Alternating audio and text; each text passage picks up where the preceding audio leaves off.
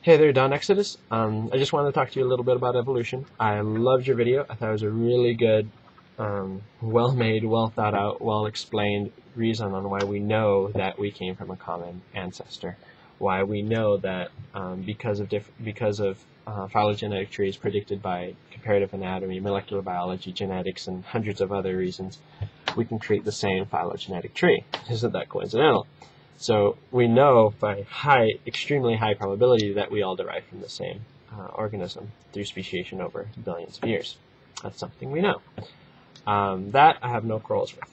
But I'm going to talk to you a little bit about a quarrel that I do have with evolutionary theory as it stands right now. Evolutionary theory, as you know, as it stands right now, has, I think, two things. One, common ancestry of all animals and speciation from that common ancestry of all animals. And two, natural selection as its mechanism of the speciation. Just to review so we both know what we're talking about, or so that you know what I'm speaking about, natural selection, the mechanism, has two steps itself. One, variation within a population of organisms, and two, selection.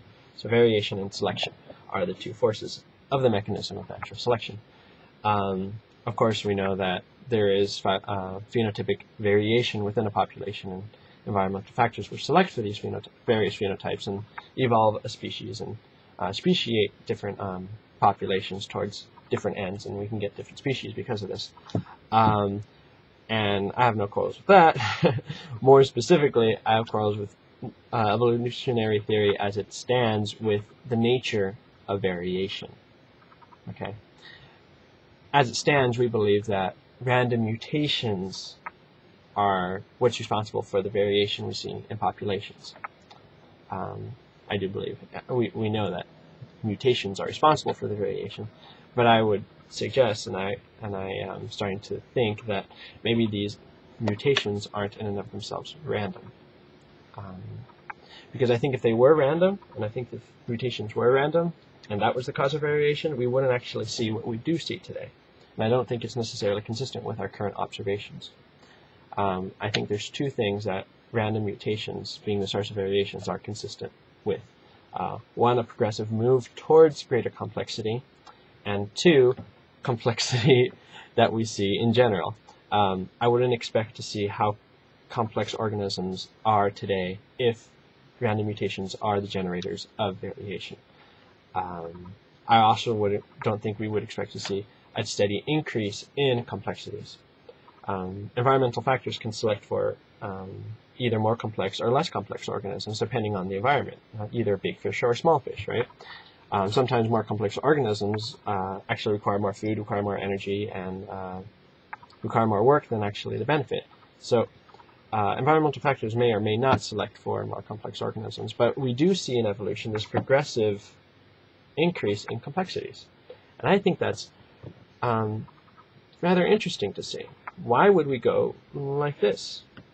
If variation is caused by random mutations, shouldn't we see something like this?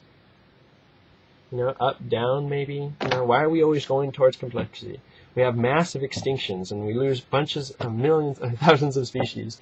And then, yet, here we go again. More complex organisms. I find that rather interesting, and I don't think that's necessarily consistent with the idea that variations are due to random mutations. Well, if they're due to random mutations, if they're not due to random mutations, what are they due to?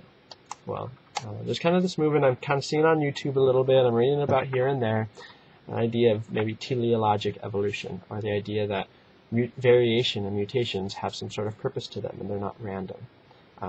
They weren't done randomly, and they were done purposefully. To know what this purpose is, or how this purpose was, is getting into more metaphysical ideas, which we can't necessarily, and that is the scientific realm, which we can't necessarily test in a laboratory or see on the field. But I do think we can have access of knowledge to this because of how we would predict such mechanisms of variations would pan out in our observations. Like I said before, random mutations wouldn't create, I wouldn't expect to see complex organisms or a progressive increase towards complexity.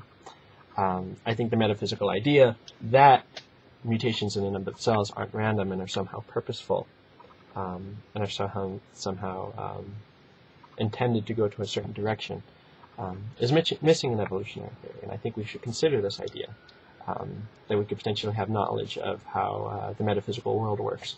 What decides what electrons are where? That's actually a little theory I'm thinking about right now. How could you have a purposeful, if physics shows through theories of quantum mechanics that electrons are the source of all chemical reactions are random, and we know through quantum mechanics that we can predict statistically that electrons are in certain areas because of random reasons, and we can statistically show that 90% of the time they're in certain orbitals. How can we get purpose out of this? Isn't it contrary to the laws of physics to have purposeful mutations, or to have mutations that are purposed to be in a certain way? Well, I would argue not necessarily. It's the nature of quantum mechanics that might possibly allow for this idea of purposeful mutations. Within quantum mechanics, you're not breaking a law of physics if an electron is at any point in space. Okay, an electron could be anywhere in the orbital. It could be even outside that orbital. And what decides this? Theory of randomness. But it's perfectly within the laws of physics that this electron is placed in this atom in such a way, and another atom in such a way, and another atom in such a way, that a chemical reaction would happen such that a mutation would happen such that it wouldn't be random and actually purposeful. I'm kind of playing around with the idea. That's getting a little more off topic and a little more complex, I think.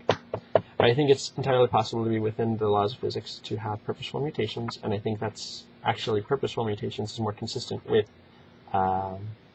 what we see in the fossil record and what we see in our complexities.